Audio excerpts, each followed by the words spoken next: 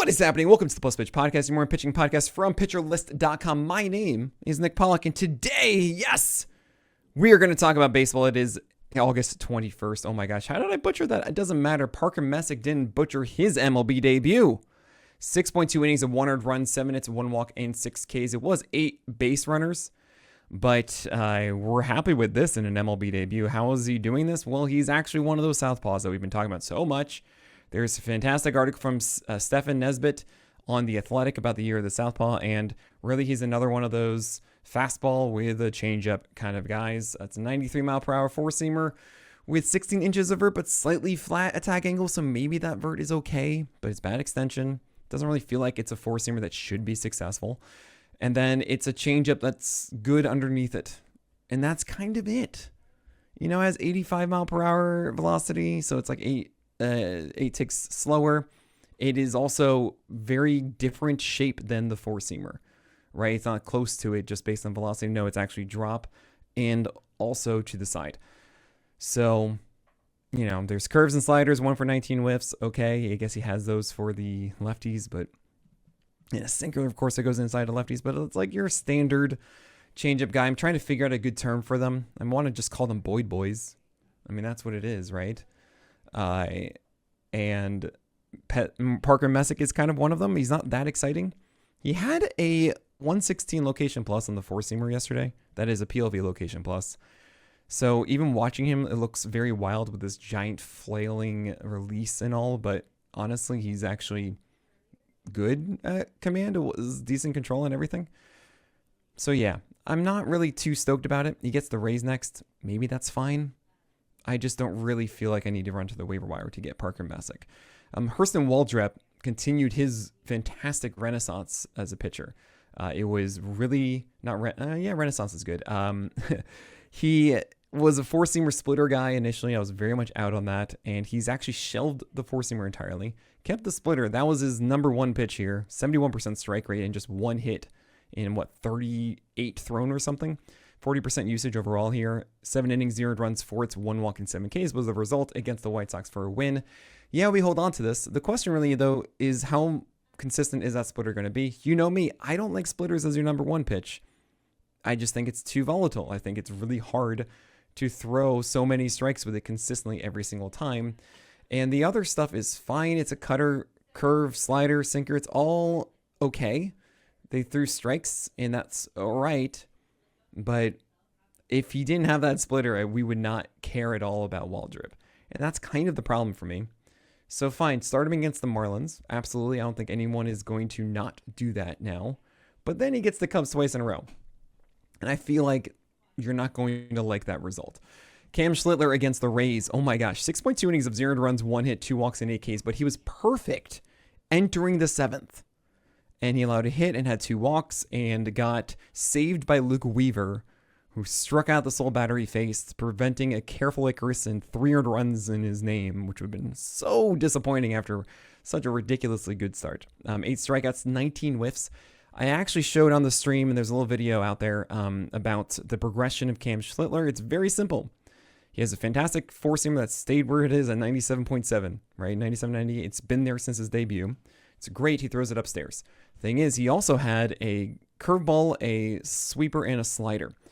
And all of these were landing upstairs. And it drove me up the wall. And I actually showed his August 2nd start where he had a slider and a sweeper. And they really compared it to this one, which had a cutter, which really is the slider with less vert, but it's more consistent in a package down vert, which is great. And he located it low. And the curveball was his actual favorite number 2 pitch, was low as well. And it had a high strike rate. It was great. Everything is wonderful here. This is the most complete version of Cam we want.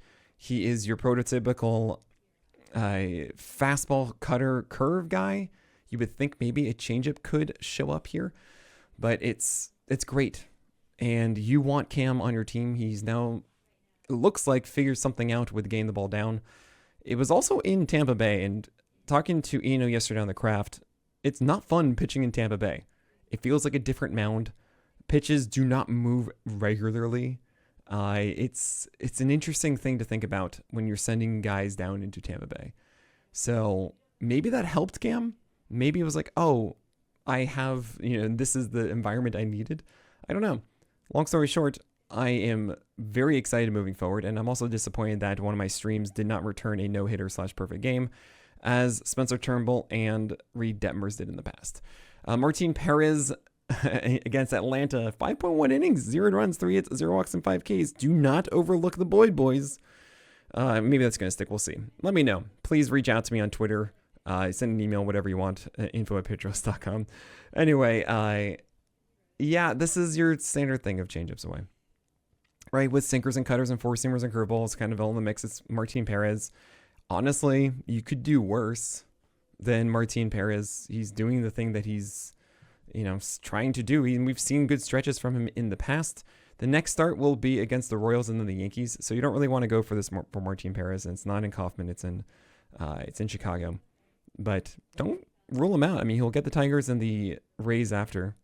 It could work. Sandy Alcantara, my gosh, 2 straight starts of 7 innings of glory, of glorious baseball. I got the win against the the Cardinals in Miami. 7 innings, 1 earned run, 5 hits, 1 walk, and 9 strikeouts, 20 whiffs, 36% CSW. Okay, 114 pitches, so the 20 whiffs isn't as egregious, right? Still, what's going on? Well, it's the second straight start of the changeup being the foundation. And that had a 40% CSW, 9 over 30 whiffs, lots of strikes, and it was his most thrown pitch. And that then set up the fastballs to go 6 outs between them. And then you have sliders and curves looking good. And there's so much about this that I don't know where to start. Like, the Marlins should not be allowing Sandy Alcantara to go 114 pitches. Remember, he's coming back from Tommy John. This is his first season back. And he was already at 127 innings before this. And now he throws 114 pitches later in the season. I mean, are they monitoring him properly? And then they think, of course, well, it doesn't matter if he's hurt next year because he won't be on our team then. He's going to be dope now. We're going to let him go 7 innings, throw all these pitches, show himself as a workhorse again so that the ramifications of that don't matter to us. Oh, boy. Now Sandy Alcantara gets Atlanta and then the Mets and then the Phillies. And on one hand, yeah, I do think that what he's doing is like old Alcantara now, right? The changeup being such a focus sets up the four-seamer and sinker. Those aren't being spotted beautifully, but they're strikes and they're being sequenced well. So fine. I'd say try it against Atlanta and see what happens. If that's good, then we keep going. If it's not, if it's a step back, it's only been 2 games of this, then okay, we move on. Yusei Kikuchi against the Reds carpet. He excelled. 7 innings, 1 run, 7 hits, 0 walks, and 4 Ks. And what's crazy about this, though? If you recall last year, he was traded to the Astros, right? And what was the big analysis, which is always so fascinating to me? I've got to mention this. It was that he moved away from the curveball, right? He started throwing more sliders. That's what the Astros said. Initially, it was actually changeups first, and then that disappeared, and then eventually you just cut off the curveball completely. And what's funny to me is that sometimes guys will do those things. They'll say, what? I'm going to cut away this thing, and then I'm just going to throw these. And we treat it like it's 3 starts, and he's found out the secret and stuff. Well, no, he's found the thing that works right now. Sometimes you want to come back to it. Sometimes it's like Blake Snell's putting the changeup in timeout, and now he comes back to it, right? So what happens now? He throws 42% curveballs in this one as his most thrown pitch, of course. And it's pretty hilarious. It's Kikuchi always changing what he does. He is unpredictable. He's a hipster, and it's the Angels, who I don't think are a team that can really direct him and save him and fix all the problems. Like, he threw so few sliders in this. That's supposed to be the thing that's good with Kikuchi. So, yeah, he's a hipster, and don't let this one game against a very, very good matchup change that. He gets the Rangers next, and that should be a good matchup too, but you don't know what you're going to get. Tanner Gordon pitched, and yes, he is a Colorado pitcher. I'm happy he got 1 run in 6 innings, but no. JP Sears returned, and I'm going to tell you about that one, and Jesus Lazar, Nick Martinez, Johan Oviedo after this break. JP Sears, 6 innings, 1 run, 4 hits, 1 walk, and 2 strikeouts against the Giants. It's a great mistake. Just 2K, so obviously Koufax helped. He got the win. It's cool to see him back from AAA. They sent him down there and said, cool, we need to fix some things. What did they fix? Not much. There is a higher emphasis on changeups, but at a 46% strike rate. But it did get some outs. It did get some whiffs. I think that's the way to go. Try to be a Boyd boy, right? But yeah, it's not something I'm ready to jump in yet with Sears. Nick Martinez, honestly, I feel like it's a gold star a bit just because of how good it was. 6 innings, 1 earned run, 2 hits, 1 walk, and 7 Ks against the Angels. The Angels have been a tough offense. He really bore down and threw some good changeups, some good curveballs as well, held back the fastballs. That's cool. Now he gets the Dodgers, Jays, Mets, and then goes to Sacramento Verde if he's in this rotation spot. It's a 5-man, and Lodolo doesn't take it over.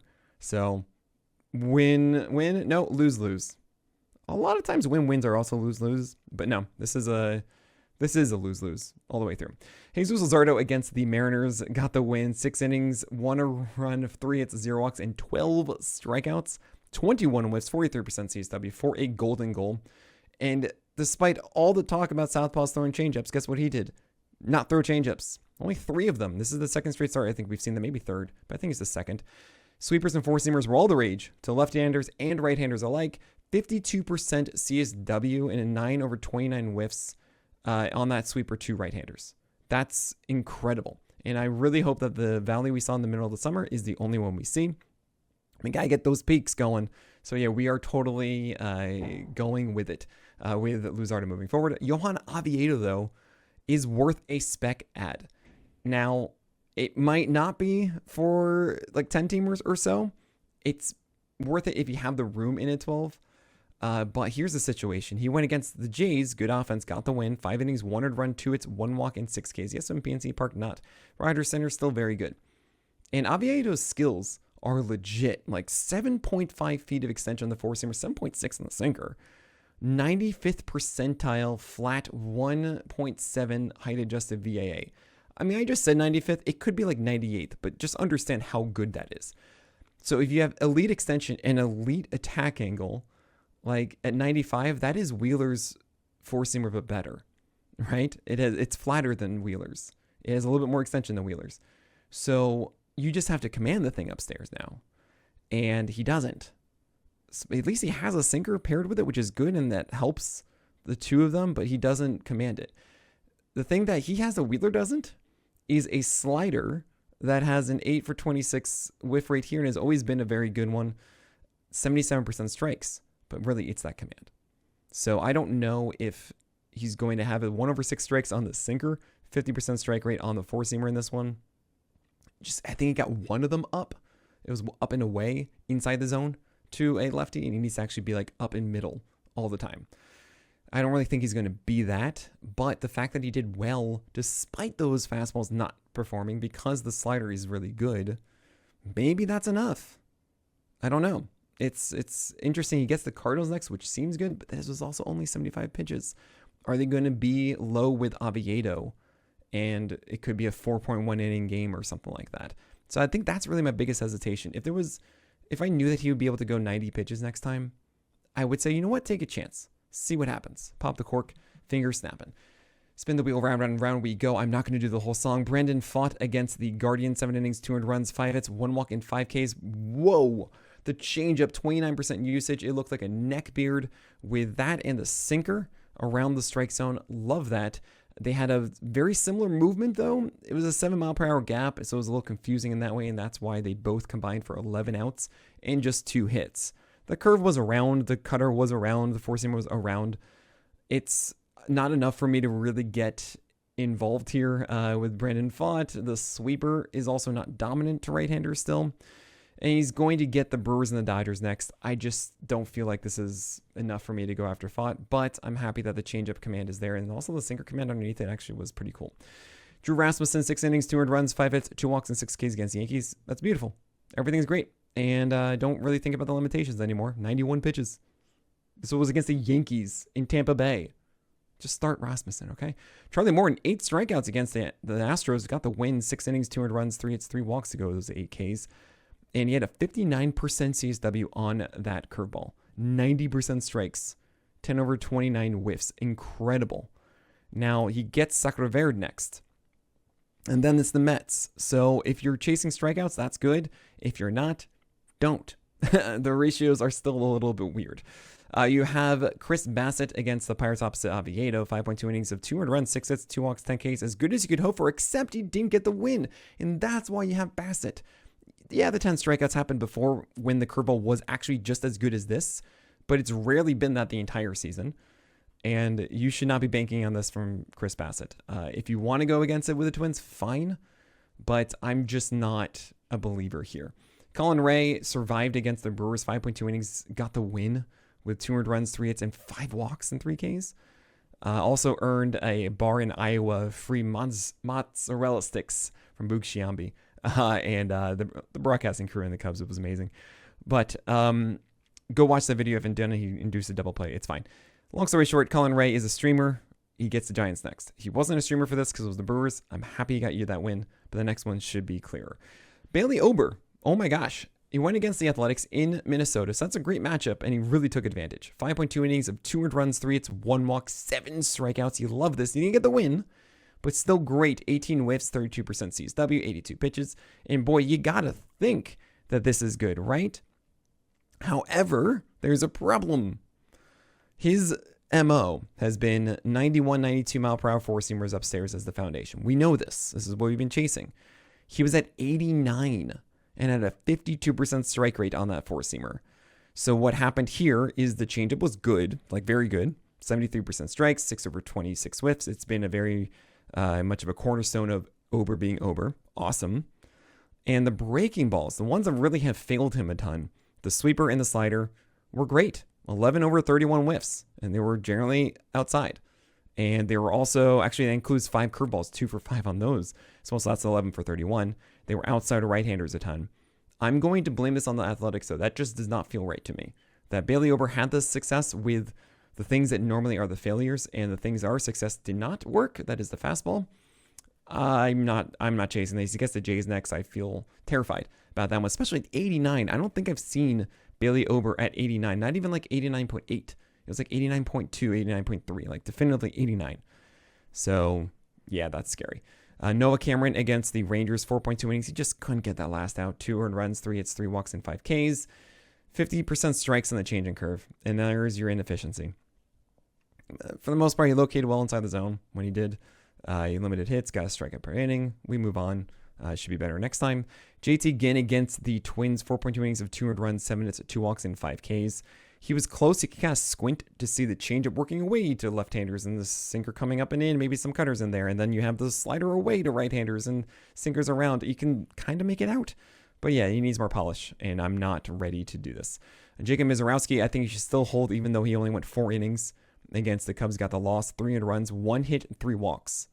Yeah, 1 hit, 3 walks, 5 Ks, and he allowed 300 runs. Come on. Also, 78 pitches. That's fine. 5 strikeouts in 4 innings. He should be more worthwhile for you. That's also a 1 whip, just so you know. It was against the Cubs. I mean, really, like, you keep going with Misiorowski. He's going to help more than hurt. Luis Castillo, though, I don't know. Against the Phillies, a lot of fears have been realized. 4 innings, 300 runs, 10 hits, 2 walks, and just 2 strikeouts. 8 whiffs, 23% CSW. Long story short, he threw too many mistake sliders that the Phillies really hit. Also, those 4-seamers and sinkers that he's keeping upstairs. Well, they're at 94 now. Actually, the sinker was at 93.8. Directly at 94 for the 4-seamer. And those are getting hit too. And the changeup isn't helping.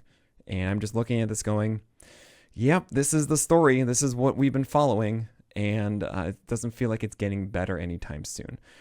Caleb Buechley started for the Rangers for 3 innings, but he really opened for Jacob Latz, who came in later for 3.1 innings. But Buechley went 68 pitches. He is nothing special. It's like 91 mile per hour heaters and no good breaker or anything. While Jacob Latz is 95 with good vert on his 4-seamer, 18 inches. And then he has a changeup that misses bats and a slider that works against lefties. Like, oh boy, you need a little bit better command, I think, of getting that changeup down a bit and keeping the Blake Snell blueprint alive. But he only went 43 pitches. He's not stretched out. So that's why he didn't start this one. Probably got 3 innings with it. Jacob Latz should be someone that you focus on for next year. If he does get regular starts and is stretched out, you might actually see Jacob Latz as someone interesting down the stretch. Brad Lord had a good start last time, and we didn't really expect it to happen this time, and it didn't. That said, it was 5 innings of 1 earned run ball, and then it was a careful Icarus with 3 in the 6th. But 5.1 innings of 4 earned runs, 7 hits, 2 walks, and 4 Ks. You don't want to go with Brad Lord, really. I can see a world where he's able to get his sinkers inside with a ton of horizontal movement and has a decent changeup and slider and stuff, but I don't think it's really going to come together here. Kodai Senga against the Nationals, 5 innings, 4 runs, 6 hits, 2 walks, and 4 strikeouts. 10 whiffs. I honestly feel like he's better than what we just saw. Like this was his pitches doing their thing for the most part. It didn't work out against the Nationals. It was far better than what we saw post All-Star break, essentially, for a little bit. He's in a better place now. I think, I know that sounds like a funeral. No, I don't mean like that. His ability is better than it was before, and I feel like you're fine with Kodai Senga. Just keep rolling him out there. Andre Palante didn't do well. Surprise more at 11. Then we have 3 weird ones. Framber Valdez allowed each of the first 6 base runners to reach. And then he finally recorded an out. So we got bamboozled for 6 runs in the first. And then was 1 earned run for the next 4 innings. So 5 innings of 7 earned runs, 7 hits, 4 walks, and 2 Ks. Fortunately for you guys, he actually went 4 innings after that with 1 earned run to try to help. But yeah, the curveball was off. It's going to be better next time. Landon Roop had a terrible game. 2.1 innings of 5 earned runs, 5 hits, 2 walks, 2 Ks. And then had a comebacker where it hit him, and then because of him reacting to it, he moved his left leg, and that hurt his knee, and he had to be carted off. So yes, you can drop Landon Roop. And then you have Shohei Ohtani, 4 innings and 5 earned runs, 9 hits, 0 walks, and 3 Ks in course. Oh man, he didn't adjust for the thin air with his breaking stuff. So a lot of them got way more of the plate than they should. They should be off the plate to right-handers. That's where the Colorado Rockies are so susceptible. And he just let them hit this constantly. And then he also got a comebacker to the thigh that apparently was the same place where he had a hit by pitch before, and that messed with him. They took him out in 66 pitches. And that's honestly the thing that bothers me the most. I just want to feel like Shohei Ohtani is going to be able to throw 85 to 90 pitches in a game. We haven't seen it yet. I want 5 innings. So I feel like we just go with it and hope that he will go 5 innings next time. We'll have more information about that injury, and if it's actually substantial enough for Ohtani, I bet he gets like an off day today or maybe tomorrow. That should be it. All right, that is it for today. Thank you all so much for your support. I can't wait to watch Bubba Chandler and in a bulk relief role on playback for free. That is, MLB.tv is free this weekend. So even if you don't have MLB.tv, you can watch the live game with us. And that's also going to be Shane Bieber. And if Robbie Snelling is making his MLB debut, we'll be watching that one too. So that starts 6:30 p.m. Eastern time on Friday night. I will be there. I will be watching. This is my Friday night plan. So come on by to playback.tv/pitcherlist. It is awesome. But that is it. So my name is Nick Pollack. And may your BABIPs be low and your strikeouts high.